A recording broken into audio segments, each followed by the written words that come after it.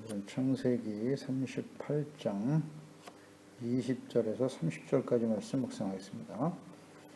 38장 20절에서 30절까지 말씀 읽겠습니다. 유다가 그 친구 아들람 사람의 손에 부탁하여 염소 새끼를 보내고 그 여인의 손에서 담보물을 찾으려 하였으나 그가 그 여인을 찾지 못한지라. 그가 그곳 사람에게 물어 이르되 길곁에 나임에 있던 창녀가 어디 있느냐. 그들이 이르되 여기는 창녀가 없느니라. 그가 유다에게로 돌아와 이르되 내가 그를 찾지 못하였고 그곳 사람도 이르기를 거기는 창녀가 없다 하더이다 하더라. 유다가 이르되 그로 그것을 가지게 돌아 우리가 부끄러움을 당할까 하노라. 내가 이 염소 새끼를 보냈으나 그대가 그를 찾지 못하였느니라. 석 달쯤 후에 어떤 사람이 유다에게 이르러 말하되 내 며느리 다말이 행음하였고 그 행음함으로 말미암아 임신하였느니라. 유다가 이르되 그를 끌어내어 불사르라. 여인이 끌려나갈 때에 사람을 보내어 시아버지에게 이르되 이 물건 임자로 말미암아 임신하였나이다. 청하건대 보소서. 이 도장과 그 끈과 지팡이가 누구의 것이니까 한지라. 유다가 그것들을 알아보고 이르되 그는 나보다 옳도다. 내가 그를 내 아들 실라에게 주지 아니하였음이로다 하고 다시는 그를 가까이 하지 아니하였더라. 해산할 때에 보니 쌍태라. 해산할 때에 손이 나오는지라. 산파가 이르되 이는 먼저 나온 자라 하고 홍색 실을 가져다가 그 손에 메었더니 그 손을 도로 들이며 그의 아우가 나오는지라. 산파가 이르되 내가 어찌하여 터뜨리고 나오느냐 하였으므로 그 이름을 베레스라 불렀고 그의 형 곧 손에 홍색 실을 잇는 자가 뒤에 오니 그의 이름을 세라라 불렀더라. 아멘. 인간의 부패성과 하나님의 주권적 은혜. 가나안 여자를 아내로 맞이했던 유다. 그가 낳은 아들 둘이 여호와 앞에 사역을 행하여 죽게 되었고 결국 아내도 죽게 됩니다. 며느리 다말을 친정으로 돌려보내고 막내 아들이 장성하였지만 계대 결혼을 실행하지 못하고 있었던 유다에게 이 며느리 다말은 시아버지 유다를 속이고 창녀로 위장하여 동침하고 그 증거로 도장과 지팡이를 담보로 받아 보관하고 있었고 잉태하게 되었습니다. 유다는 부지 중에 일어난 일이었으나 근친상간의 죄, 또 행음죄를 범하게 된 것입니다. 20절, 21절에 유다는 다말과 약속한 대로 염소 새끼 한 마리를 친구 편에 보내고 그 창녀에게 주었던 담보물, 도장과 지팡이를 도로 찾으려고 했습니다. 부탁을 했지만 찾지 못하죠. 여기는 창녀가 없느니라. 22절에도 거기에는 창녀가 없다 하더이다. 찾으려 했으나 찾을 수 없었다. 그러니까 유다는 다말을 창녀로 알고 들어갔어요. 38장 15절이었죠. 그가 얼굴을 가리었으므로 유다가 그를 보고 창녀로 여겨 그랬습니다. 이 15절에 나와 있는 창녀라고 하는 단어와 21절, 22절에 언급된 창녀라고 하는 이 단어는 히브리어는 서로 다른 말로 기록되어 있습니다. 15절에 유다가 며느리 다말을 창녀로 여겨 들어갔다 할 때 그 창녀라는 단어는 조나예요. 히브리어 조나. 간음을 행하다는 뜻을 가진 자나의 여성 분사형인데요. 그 조나라고 하는 것은 조나의 장녀는 간음을 행하는 매춘을 의미하는 것이고요. 21절 20일에 나타나 있는 이 창녀라고 하는 단어는 히브리의 케데사입니다. 케데사. 조나와 케데사의 차이는 무엇일까? 이 케데사라고 하는 창녀의 의미는 당시 우상숭배를 위해서 가나안 지방에서 우상숭배를 위해 성별된 자를 의미하는 것이에요. 그러니까 조나는 개인적으로 매춘을 하는 것이라면 카데사의 창녀는 종교적인 목적으로 매음을 통해서 여신 아스타롯을 섬기는 여자들이었어요. 이것을 아주 성스럽게 여기기도 했죠. 이 가나안 사람들은 이처럼 매춘을 종교 행위로 여길 정도로 매우 부패한 사람들이었고 유다와 다말이 그러한 가나안 풍습에 깊이 연관되어 있음을 볼 수 있습니다.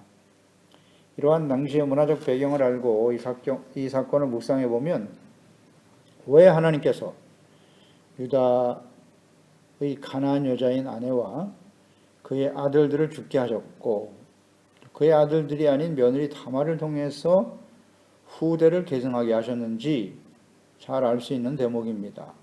유다가 요셉에 이어서 이 언약의 복을 아브라함과 이삭과 야곱으로 이어지는 이 언약의 복, 구속사를 계승하시려고 하는 하나님의 뜻과 섭리에서 이루어지고 있는 일이었기 때문에 하나님께서는 가나안 여자의 자녀들이 아들들이 아닌 다말, 아브라함과 다말을 사용해서 아브라함과 다윗과 예수 그리스도로 이어지는 그리스도의 족보의 이름을 기록하게 하셨다는 거죠. 당시에 가나안의 문화가 얼마나 부패하고 타락했는가를 잘 볼 수 있는 창녀라고 하는 이 단어 하나에서 하나님께서 유다를 통해 하나님의 구속사를 계승하기 위해서 이와 같은 일을 섭리하고 계신다 하는 것을 묵상하게 되네요. 23절에 유다가 이르되 그로 그것을 가지게 두라 우리가 부끄러움을 당할까 하노라. 유다는 자신이 가나안 창녀와 동침하였다는 사실을 부끄러워하였습니다. 그래서 사람들에게 알려질까 염려하여 대가로 보낸 염소를 돌려받지 않았습니다. 부끄러움을 당할까 하여. 이러한 유다의 태도를 보면 하나님께 부끄러워하기보다는 사람들을 의식하는 유다, 그러니까 사람들에게 범죄를 은폐하려고 하는 태도를 볼 수 있죠. 사람들을 부끄러워하기 전에 하나님 앞에서 자기 자신을 발견하고 부끄러워하고 단을 쌓고 돌이키는 모습이 있어야 하지 않을까요? 전혀 그렇지 못하죠. 계속 우리가 묵상되지만 그 야곱의 아들들은 구원의 언약을 계승해야 될 야곱의 아들, 야곱의 가정은 그렇게 경건한 가정이 아니에요. 경건의 훈련이 전혀 되어 있지 않아요. 형제를 미워하여 살해하려고 하고 돈 받고 종으로 팔아버리는 패역한 자식들. 요셉이 하나님 앞에 의로운 자이기 때문에 장자의 명분을 계승하려 하게 되었고요. 하나님이 유다를 통해서 다윗과 언약을 맺고 그리스도를 이 땅에 보내시는 하나님의 구속사를 이뤄가고 계시는데요. 전체적으로 볼 때 유다 그렇게 성결하고 거룩하고 경건한 사람은 아니었다. 이것을 보게 되죠. 그러니까 이처럼 자신의 죄를 부끄러워하고 은폐하고 감추려고 하는 유다의 모습 속에서 우리는 그의 후손으로 태어날 다윗을 보게 되죠. 다윗은 연단받아 하나님의 마음에 가장 합한 자로 의롭고 진실된 자로 세워졌습니다만 다윗과 같은 왕 찾아보기 쉽지 않죠. 그러나 그 다윗도 밧세바와 간음한 후에 자신의 죄를 은폐하기 위해서 충성스러운 우리아를 모살하게 되죠. 그러다가 선지자 나단을 보내사 죄를 책망하신 하나님, 그 하나님 앞에 다윗은 겸손히 돌이켜 죄를 용서받을 수 있게 되었습니다. 나는 그 일로 인해서 자녀들에게 살생이 일어나는 서로 살인하고 죽이는 일들이 벌어질 수밖에 없었다. 그런 비극을 우리는 잘 알 수 있습니다. 이게 사람들의 일반적인 모습이에요. 불신자들이 아니라 하나님의 자녀와 백성들, 언약의 가정에 이런 일들이 일어날 수 있다는 거죠. 이것은 우리의 모습도 다르지 않다. 하나님의 눈을 의식해야 되는데 사람들을 의식하고 하나님을 두려워해야 될 사람들이 그렇지 못하더라. 그러니 우리가 늘 하나님의 눈을 의식하고 하나님 앞에서 경건한 삶을 지켜간다는 것이 얼마나 소중한 일인가 깨닫게 됩니다. 24절에 며느리 다말이 임신하였다는 소식을 듣게 됩니다. 친정으로 쫓겨간 며느리 다말이 행음하여 임신하였다. 이 소식을 들은 유다는 다말을 끌어내어 불사르라 라고 명을 내립니다. 다말이 행음으로 인하여 죽어 마땅하다고 생각한 유다. 그렇습니다. 당시에 이 행음한 여인은 저런 불에 살라 죽이려고 하는 그런 나름대로의 규정이 있었다는 거죠. 그러나 후일 모세를 통해서 율법이 명문화되었을 때 신명기 22장에 간음을 한 여자는 돌로 쳐 죽여라 이렇게 규정되어 있고요. 근친상간의 죄는 아주 극악한 범죄로 간주되어서 불에 태워라. 레위기 20장입니다. 12절 14절에 보면 누구든지 그의 며느리와 동침하거든 둘 다 반드시 죽일지니 그들이 가증한 일을 행하였음이라. 그들의 피가 자기들에게로 돌아가리라. 또 누구든지 아내와 자기의 장모를 함께 데리고 살면 악행 즉 그와 그들을 함께 불사를 찌니 이는 너희 중에 악행이 없게 하려 함이니라. 그렇습니다. 불사르게 내어줄 정도로 악행이다. 며느리 다말의 행음뿐만 아니라 그의 며느리와 동침하거든 그랬잖아요. 둘 다 죽여라. 그러면 이 규정에 의하면 이 하나님의 율법에 의하면 다말만 불태울 게 아니라 유다도 그 자리에 들어가야 마땅한 사람이었다. 이런 것을 묵상하게 되죠. 그러니까 유다의 이러한 판결은 모세를 통해서 율법으로 명문화되기 이전이었기 때문에 그러한 시대에도 하나님의 계시에 의한 언약의 백성 이스라엘에는 불문법이 이미 존재하고 있었다. 명문화되지는 않았지만 이것이 하나님의 법으로 존재하고 있었다는 것입니다. 이를 통해서 깨닫는 바는 하나님의 자녀들, 하나님의 언약의 백성들에게는 하나님의 나타나는 하나님의 뜻은 동일하다. 율법 이전이나 율법 이후 또 예수 그리스도를 보내신 이후에도 하나님의 뜻은 동일하다. 변하지 않는다라는 것을 잘 알 수 있어요. 율법 이전에도 이런 행음에 대한 엄한 규정이 있었고 율법이 명문화된 이후 또 예수 그리스도를 보내신 이후에도 예수께서도 하나님의 말씀, 율법의 말씀은 1.1획도 땅에 떨어지지 않는다. 예수께서 오신 것은 율법을 폐하러 오신 것이 아니라 완전하게 하려 하심이라 하셨죠. 그러니까 율법에 나타난 작구를 어떻게 지켜라 문자의 의미보다 문자보다는 그 하나님의 법에 나타난 하나님의 의에 대한 또 이웃 사랑, 하나님 사랑에 대한 하나님의 뜻은 동일하다. 이렇게 묵상이 되는 겁니다. 유다는 자신의 간음죄에 대해서는 부끄러워하고 은폐하려 하고 있었지만 어떻게 보면 굉장히 관대했죠. 그런데 함께 범죄한 며느리에 대해서는 아주 엄격하게 대하고 있네요. 여기서 우리가 또 하나 묵상되는 바는 이처럼 자신의 허물과 죄는 보지 못하고 이웃과 남을 정죄하려고 하는 일, 이것을 매우 조심해야 한다.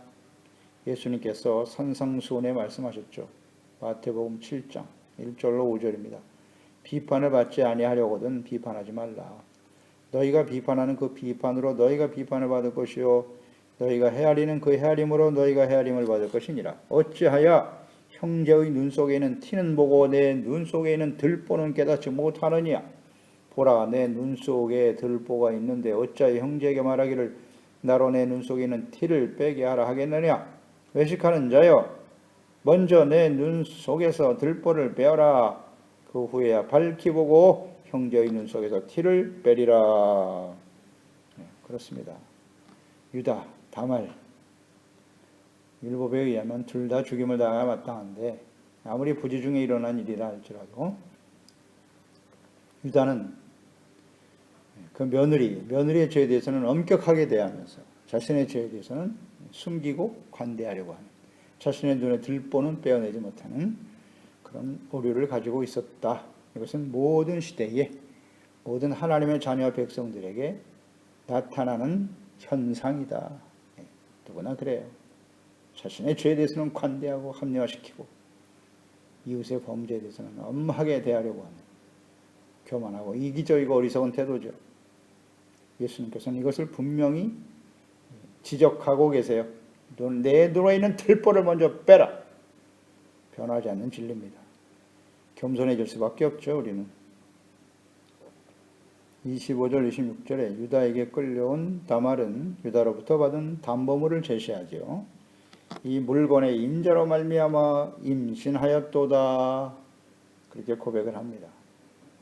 그래서 26절에 유다가 그것들을 알아보고 이르되 그는 나보다 옳도다. 내가 그를 내 아들 셀라에게 주지 아니하였음이로다 하고 다시는 그를 가까이 하지 아니하였더라.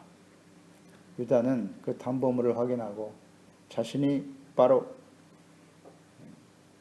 다말에게 임신시킨 또 음행을 통해서 창녀로 알고 음행하려고 했던 자신의 모습을 발견하게 된 거죠. 담보물을 확인하고 그러면서 다말이 옳다라는 고백을 하게 됩니다. 유다 자신이 부지중의 며느리를 범한 일에 대한 자책감이라고도 볼 수 있고요. 모든 죄의 책임이 자신에게 있다라는 고백이에요.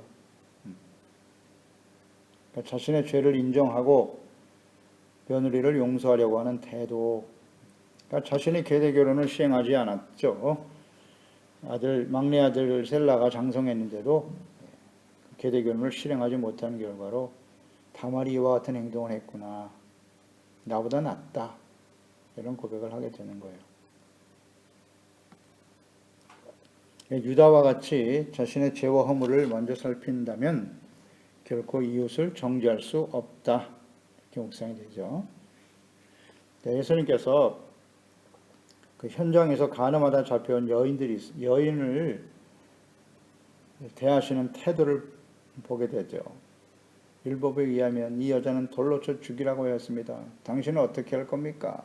예수님을 시험할 때 요한복음 8장 7절이야죠. 그들이 묻기를 맞이 아니하는지라 이에 일어나 이르시되 너희 중에 죄 없는 자가 먼저 돌로 치라 하시고 그들이 이 말씀을 듣고 양심의 가책을 느껴 어른으로 시작하여 젊은이까지 하나씩 나가고 오직 예수와 그 가운데 섰는 여자만 남았더라. 대답하되 주여 없나이다. 너를 돌로 치려고 하는 사람들이 어디 있느냐? 없나이다. 예수께서 이르시되 나도 너를 정죄하지 아니하노니 가서 다시는 죄를 범하지 말라 하시니라. 그렇습니다.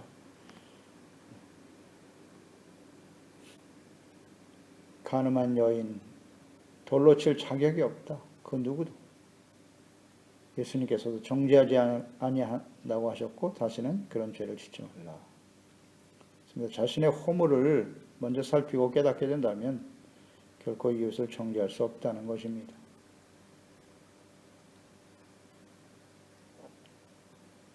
항상 하나님 앞에서 먼저 자신의 죄를 깨닫고 돌이키는 자가 되어야죠.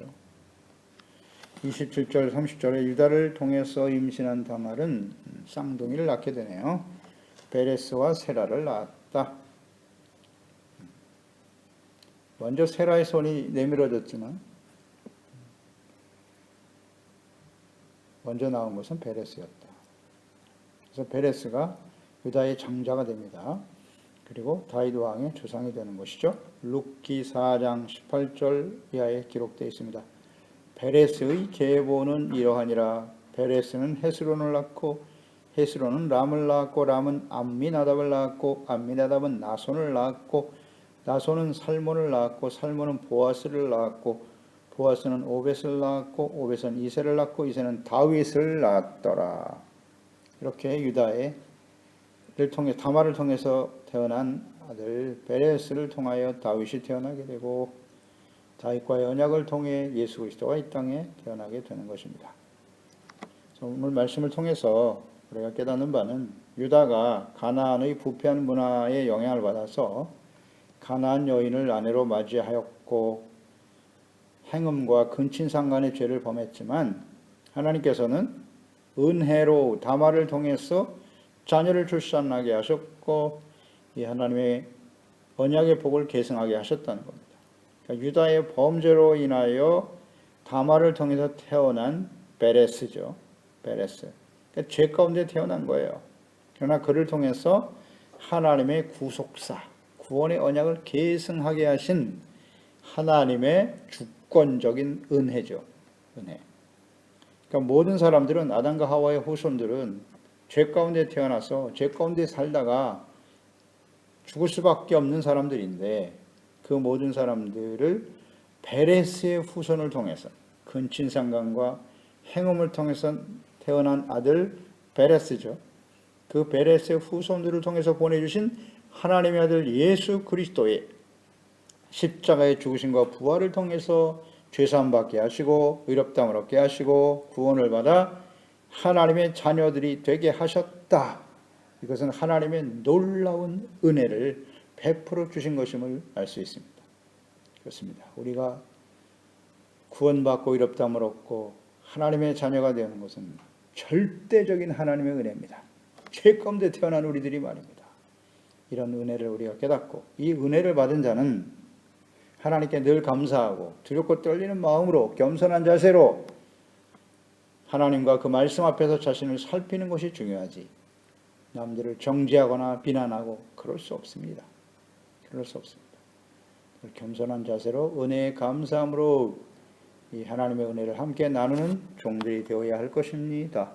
기도하겠습니다. 하나님 아버지, 오늘도 주님의 말씀을 묵상하면서 하나님께서 아브람과 이삭과 야곱 또 요셉으로 이어지게 하셨던 그 장자의 명분, 구원의 언약, 그 구속사를 이제 유다를 통해서 계승하게 하시려고 하시는데요.